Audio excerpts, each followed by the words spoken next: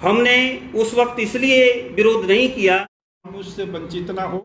बात उठती है कि जब ये आंदोलन चल रहा था और जो जनजाति आरक्षण है वो प्रथम और द्वितीय श्रेणी के लिए 4% और क्लास 3 के लिए और 4 के लिए मात्र 5%।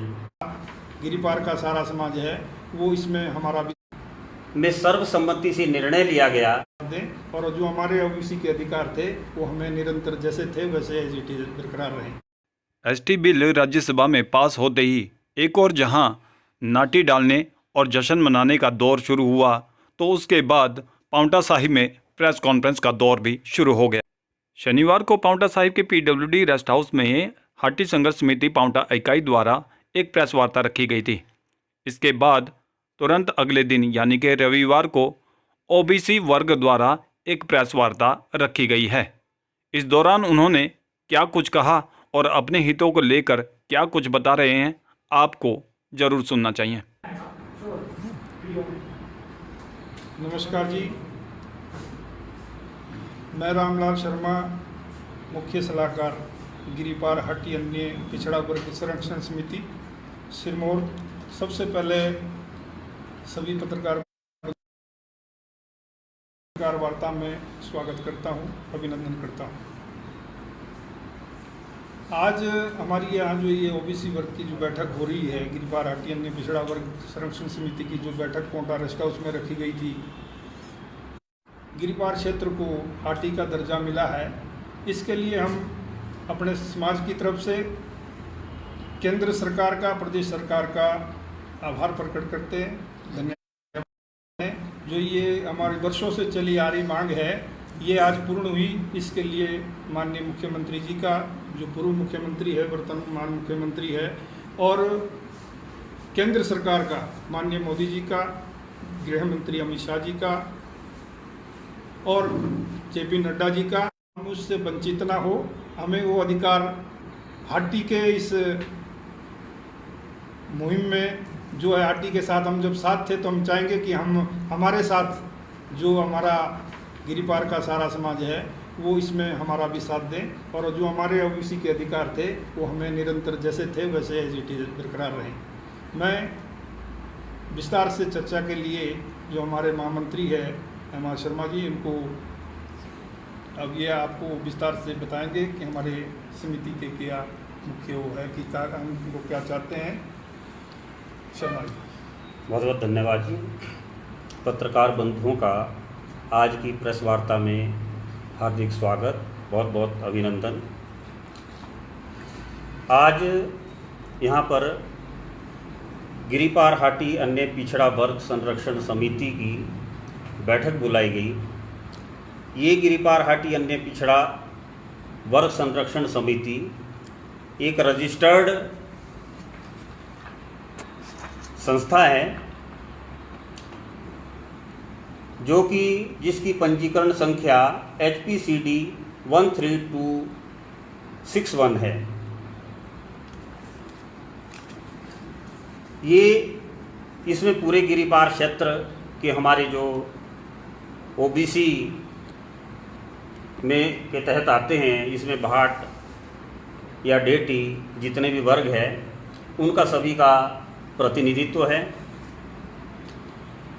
आज ये बैठक में सर्वसम्मति से निर्णय लिया गया कि हम लोग सबसे पहले जो ये एक असंभव कार्य था जनजाति का, जो जिसके लिए इतने लंबे समय से 1967 से लेकर संघर्ष चला आ रहा था, आज वो पूरा हुआ है। इसके लिए सबसे पहले मैं अपने ट्रांसगिरी के जो राजपूत समाज है उनको बधाई देता हूँ, क्योंकि वहाँ का जो ओबीसी वर्ग है और अनुसूचित जाति वर्ग है आरक्षण का लाभ ले रहा था और हमारा एक बहुत बड़ा वर्ग आरक्षण लाभ से वंचित था। और आज हमें बड़ी खुशी है कि उस वंचित वर्ग को भी जनजाति के रूप में आरक्षण का लाभ मिलेगा। इसलिए मैं बहुत बहुत अपने राजपूत समाज को बहुत बहुत बधाई इस बात की देता हूँ। और इस मुहिम को सिरे चढ़ाने के लिए मैं भाजपा नेतृत्व हिमाचल प्रदेश और केंद्रीय नेतृत्व उनका भी बहुत बहुत आभारी हूँ कि इन्होंने इस असंभव कार्य को राजनीतिक इच्छा शक्ति से पूरा किया। और विशेष तौर पर क्योंकि जो केंद्र सरकार होती है, कोई भी जनता की बात सुनती है वो किसी न किसी अपने प्रतिनिधि के माध्यम से सुनती है। और इस समय जो हमारे प्रतिनिधि है शिलाई क्षेत्र के पूर्व विधायक माननीय बलदेव तोमर जी, उनका बहुत ही सराहनीय योगदान रहा है। यदि उनका साथ और सहयोग नहीं मिलता तो शायद ये कार्य सिरे नहीं चढ़ता। किस तरीके से केंद्र सरकार से या माननीय पूर्व मुख्यमंत्री जयराम जी से उन्होंने किस प्रकार से इस कार्य को अंजाम दिया, ये एक उनकी कार्यशैली की प्रशंसा की जानी चाहिए। इसलिए हम उनका भी बहुत बड़ा आभार व्यक्त करते हैं। अब बात आती है कि हमारे जो ओबीसी समाज है उनके लिए बात उठती है कि जब ये आंदोलन चल रहा था तो हम लोग चाहते थे कि ओबीसी के हित भी सुरक्षित रहे। अब उसके पीछे कुछ कारण थे। उसके पीछे ये कारण थे कि हम सबसे पहले तो जैसे उस समय हमारे जो अनुसूचित भाई है उन्होंने विरोध व्यक्त किया, लेकिन हमने किसी भी प्रकार का विरोध प्रदर्शन नहीं किया। हमने किसी भी प्रकार का कोई लीगल एक्शन नहीं लिया। हमने इसका किसी भी प्रकार का कोई जो है ना, हमारा पूरा सहयोग रहा। हमारे भी जो है समाज के बहुत सारे लोग और जो केंद्रीय हाटी समिति से लेकर हमारी जो है तहसील इकाइयों तक उसमें बराबर हिस्सा लिया। बहुत सारे हमारे उसमें जो साथी है आज भी उसमें कार्यरत है। लेकिन फिर भी पिछले 15-20 वर्षों से जो परिणाम हमारे सामने आए ओबीसी आरक्षण के रूप में हमने उसको परखा है। उसको देखते हुए हमारा ओबीसी समाज जो है ओबीसी के लाभ भी बरकरार रखना चाहता है। हमने उस वक्त इसलिए विरोध नहीं किया, यदि हम भी विरोध करते, अनुसूचित जाति समाज पहले ही विरोध कर रहा था, फिर ओबीसी समाज भी सड़क में उतर जाता तो शायद राजनीतिक इच्छा शक्ति कहीं पैदा नहीं होती। कहीं ना कहीं राजनीति को इसमें दखल देना मुश्किल हो जाता और इस मैटर को केंद्र सरकार के सामने पुटअप करने में शायद कोई राजनीतिक निर्णय लेने में बहुत बड़ी दुविधा पैदा हो जाती। और उससे क्या होता कि हमारा एक जो बहुत बड़ा वर्ग है वो आरक्षण लाभ से वंचित रह जाता, जिनके साथ हमारा चोली दामन का रिश्ता है और जिनके साथ हमारे भावनात्मक संबंध है, पारिवारिक संबंध है। हम ये नहीं चाहते थे कि उनके कार्य में किसी प्रकार का व्यवधान पड़े। पहला कारण ये था कि कुछ लोग बोलते हैं कि जी आप अब चाहते हैं, उस समय विरोध क्यों नहीं किया, उस समय सड़कों में क्यों नहीं उतरे। उसका सबसे पहला कारण जो था वो यही कारण था, हम नहीं चाहते थे कि जो हक है वो हमारा एक बहुत बड़ा वर्ग इस हक से वंचित रहे। और दूसरा जो कारण है, इसके दो ही कारण थे जो हमने विरोध नहीं किया।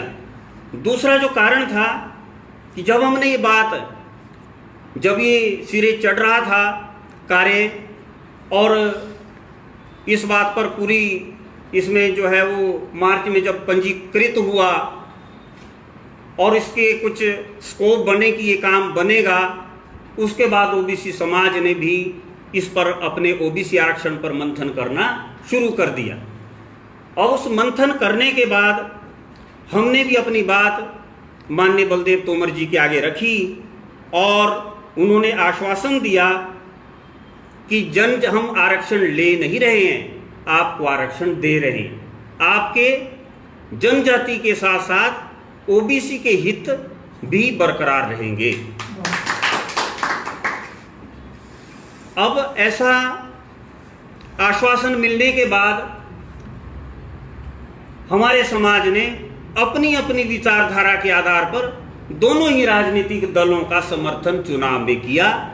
यदि तोमर साहब ये आश्वासन नहीं देते तो हो सकता था कि हमारा समाज पूर्ण रूप से उनके खिलाफ होता, लेकिन हमारा समाज जितना कांग्रेस पार्टी के साथ था, जो विचारधारा भाजपा से जो लोग जुड़े थे या माननीय तोमर साहब के साथ जुड़े थे, वो लोग भी उनके साथ चुनाव में खड़े रहे इस आश्वासन के साथ कि हमारे हित सुरक्षित रहेंगे। अब इस आश्वासन के साथ हम पूरी तरीके से आश्वस्त है कि जब जिन्होंने ये इतना बड़ा असंभव कार्य को जनजाति का एक बहुत बड़ा तोहफा क्षेत्र को दिया है, तो ये कार्य भी उनके लिए बहुत बड़ा नहीं है। ये भी एक उनके लिए मैं कहूँगा एक बहुत छोटा सा कार्य है। वो जनजाति के साथ साथ जो हमारे हित हैं वो भी सुरक्षित रखेंगे, ऐसी जो हमारी है वो धारणा है। अब कुछ एक हम साथ में जो ये कार्य हुआ है, इसमें बहुत बड़ा जो केंद्रीय हटी समिति है, माननीय अमीचंद जी, जब से उनका कुशल एक नेतृत्व मिला, तो जो भी कोई डॉक्यूमेंट्री किसी फॉर्मेलिटीज़ थी तो उन्होंने बखूबी पूरी की समय के अंदर अंदर, और प्रत्येक चीज़ उन्होंने सही समय पर जहां वो केंद्र को भेजनी थी या दुरुस्ती करनी थी उन्होंने की। और केंद्रीय हाटी समिति ने इस संदर्भ में बहुत बड़ा कार्य किया है, इसलिए मैं केंद्रीय हाटी समिति को भी जनजाति के लिए बहुत बहुत बधाई देता हूं। अब मान्यवर कुछ एक प्रेस कॉन्फ्रेंस के माध्यम से या सोशल मीडिया के माध्यम से कुछ इस प्रकार के जो है वो सुनने को बातें मिलती है कि ओबीसी के घाटे गिनाने शुरू कर देते कि ओबीसी में बहुत सारे नुकसान हैं। जो ये बातें हैं हमें किसी भी किस तरह से स्वीकार नहीं है। ये बातें हम इसलिए स्वीकार नहीं है कि ओबीसी का जो आरक्षण है क्लास 3 और 4 के लिए वो 18% है, और जो जनजाति आरक्षण है क्लास 3 और 4 के लिए वो मात्र 5% है। ये जो नोटिफिकेशन है 3 अगस्त 2018, जो अकॉर्डिंग टू नोटिफिकेशन 3 अगस्त 2018 की है, उसके अनुसार 18% आरक्षण क्लास 3 और 4 के लिए मिलता है, 12% आरक्षण प्रथम श्रेणी एवं द्वितीय श्रेणी के लिए मिलता है, और जो जनजाति आरक्षण है वो प्रथम और द्वितीय श्रेणी के लिए 4%, और क्लास 3 के लिए और 4 के लिए मात्र 5% मिलता है। अगर हम इस बात का कंपैरिजन करते हैं कि भाई आरक्षण परसेंटेज ऑफ पॉपुलेशन, तो हिमाचल प्रदेश के जो 2011 के सेंसिस है उसके मुताबिक ऐसी पॉपुलेशन हिमाचल प्रदेश के अंदर 17,29,252 है, और जिनको आरक्षण 22% मिलता है अकॉर्डिंग टू नोटिफिकेशन ऑफ 3 अगस्त 2018 के मुताबिक। और इसी तरीके से जो शेड्यूल्ड ट्राइब की जो हमारी पॉपुलेशन है वो 3,92,126 है। अगर 1,60,000 उसमें हमारी हाटी जनसंख्या जुड़ती है तो ये 5,52,126 हो जाते हैं, और ये संख्या हिमाचल प्रदेश में 8% हो जाती है, जबकि आरक्षण 5% है, पॉपुलेशन 8% है, यानी कि परसेंटेज ऑफ पॉपुलेशन से आरक्षण 3% कम है। किंतु ये घटता और बढ़ता रहता है, क्योंकि जब पॉपुलेशन बढ़ेगी तो अनुमान है कि ये भी जो है वो 7.5% जो ST ऑथोराइज है 7.5% के लिए वो मिलेगा, लेकिन वो उससे ऊपर नहीं जा सकता है। अब बात करते हैं OBC population. OBC population Himachal Pradesh में 2011 के सेंसस के मुताबिक 9,27,452 है। अब इसमें से यदि टेंटेटिव 40,000 OBC समाज कम होता है तो ये 8,82,000 के करीब करीब रहती है, यानी कि 9 लाख से भी नीचे रहती है। और ये प्रतिशत पहले 13% जनसंख्या थी हिमाचल प्रदेश के अंदर, और उससे फिर 13% से भी डाउन आ जाती है। और इस 13% को जो आरक्षण मिलता है वो मिलता है 18%, यानी कि जनसंख्या की परसेंटेज से 5% अधिक आरक्षण मिलता है। तो पहला कारण यह है कि जिसके कारण हमारी बिरादरी ने OBC आरक्षण के बदौलत बहुत अच्छा परफॉर्म किया है, बहुत सारी उनको रोजगार के अवसर मुहैया हुए हैं। अब थोड़ी देर के लिए यदि हम ये भी मान लेते हैं कि यहाँ पर मुकाबला आपका ये जो 9,52,000 है या इतने हैं, ये नहीं है, ये आंकड़े सटीक नहीं है। नेतृत्व का कहना है कि आंकड़े सटीक नहीं है। हिमाचल प्रदेश में OBC संख्या 20 लाख 30 लाख के करीब करीब है। यदि 20 या 30 लाख भी हम मान लेते हैं, वैसे तो नहीं हो सकती, अगर 30 लाख OBC संख्या होती है तो 52 हमारे 51% तो स्वर्ण है,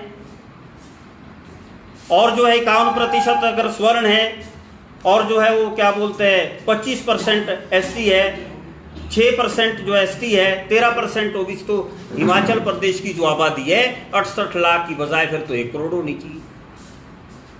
लेकिन ये बिल्कुल भी ऐसी बात नहीं है। लेकिन फिर भी हम मान लेते हैं थोड़ी देर के लिए कि OBC जो जनसंख्या है वो 20 लाख, हमें उससे क्या लेना है।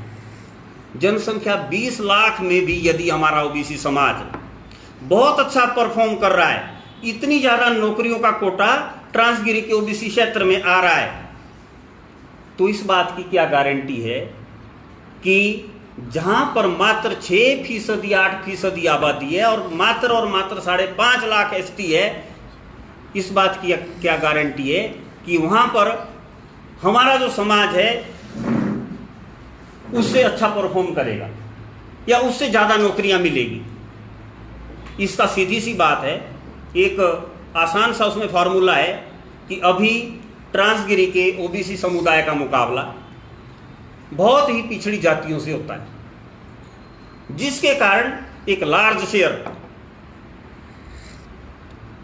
जो एक सर्विस सेक्टर में है, प्रदेश सेवा में है, वो हाटी ट्रांसगिरी के OBC समुदाय को आता है। और ST में जब हमारा जो कंपटीशन होगा तो जो आज से बहुत पहले किन्नौर, पांगी, भरमौर और लाहौल स्पीति आरक्षण की वजह से समृद्ध हो चुके हैं, या अपने वित्तीय संसाधनों से भी एक समृद्धशाली क्षेत्र रहा है, जहां पर बागवानी, हॉर्टिकल्चर और संसाधनों के रूप में अगर किन्नौर की बात करें तो जंगल में जो है वो चिलगोजा के बड़े बड़े जंगल है, सेब किन्नौर का दुनिया भर के अंदर एक विश्वविख्यात सेब आता है, बड़े बड़े बागवान हैं, वो हमसे समृद्ध है, बहुत सारे IAS है, HS है, तो एक समृद्ध है वहाँ के जो लोग हैं, और यहाँ का भी जो उच्च वर्ग है उनके साथ होगा। और इससे हमारे को ये संशय है कि इससे हमारे को प्रदेश कैडर की जो सेवा में है ऐसा नुकसान होगा जिसकी भरपाई कभी भी नहीं की जा सकती। अब दूसरी बात हम करते हैं कि प्रदेश कैडर की मैं सेवाओं की बात करूंगा। हालांकि केंद्रीय सेवाओं में मैं भी मानता हूं कि उसमें हमारे बच्चों के कुछ अधिक चांस हो सकते हैं। जैसे UPSC की बात करें, हो सकता है उसमें ज़्यादा चांस हो, उसमें नीट की बात करते हैं, जेई मेंस की बात करते हैं, उच्च अध्ययन शिक्षण संस्थानों की बात करते हैं, उसमें हो सकते हैं। लेकिन हमारा जो वर्ग है इतना संसाधन वाला नहीं है। हम जिस परिवेश से आते हैं वहाँ पर सबसे पहले हम भाट ब्राह्मण होने के नाते अपना बच्चा शास्त्री करने भेजते हैं, और बहुत सारे बच्चे अभी भी शास्त्री के कोर्स कर रहे हैं। ज़्यादा से ज़्यादा हमारा जो समाज है शिक्षा के क्षेत्र को महत्व देता है। बहुत सारे बच्चे हमारे शास्त्री, टीजीटी, लेक्चरर या असिस्टेंट प्रोफेसर, और मैं यहाँ तक कहूँगा जी क्लास 3 की जो पोस्ट है फॉरेस्ट गार्ड, पटवारी सेक्रेटरी से लेकर अन्य जिलों में भी बहुत अच्छा उन्होंने परफॉर्म किया है, जिससे एक लार्ज शेयर ओबीसी समाज को नौकरियों का मिला है। अब ये अगर बच्चे जो कि ऐसे प्रदेश सेवाओं की तैयारी कर रहे हैं या छोटे मोटे कोर्स कर रहे हैं, इस 5% जहाँ पर यदि 100 सीट आती है तो 100 सीट में से ओबीसी के लिए 18 सीट आएगी और जनजाति के लिए मात्र 5 सीटें आएगी। तो आप अनुमान लगा सकते हैं कि ओबीसी समाज में बेरोजगारी दर कितनी बढ़ेगी। अब मैं बात करता हूं पंचायत का, ये जो हमारा रिजर्वेशन रोस्टर है, पंचायत का जो रिजर्वेशन रोस्टर है वो भी से समाप्त हो जाएगा अगर मात्र हम जनजाति में रहते हैं। इससे ऐसी पंचायतों में भी हमारे प्रधान बने हैं जहां पर अन्य जातियों की संख्या यदि 1000-1500 है और हमारी जाति की संख्या मात्र 100 या 50 है, तो वहाँ प्रधान पंचायत का due to OBC reservation roster के कारण हमारा प्रधान बना है। हमारे बीडीसी मेंबर बने हैं, चेयरमैन बने हैं, जिला परिषद के मेंबर बने हैं, जिला परिषद के हमारे चेयरमैन बने, जो कि अब भविष्य में नहीं बन पाए। इसलिए इन सभी बातों को मद्देनजर रखते हुए मैं सबसे पहले अपने राजपूत समाज का आह्वान करता हूं कि वो समाज,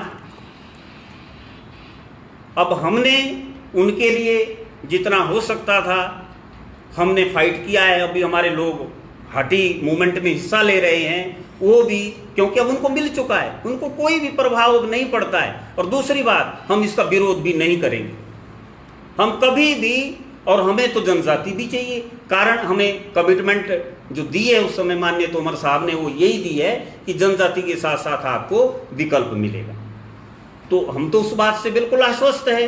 तो इसलिए हमारा राजपूत समाज से बहुत बड़ा आग्रह है कि हमारा, इसलिए अगर वो हमारा सहयोग देते हैं इस विकल्प के लिए, वो बात करते हैं हमारी, रखते हैं, राजनीति के आगे रखते हैं, दोनों पार्टियों से रखते हैं, भाजपा से भी रखते हैं, कांग्रेस से, तो इससे उनका भी फायदा है।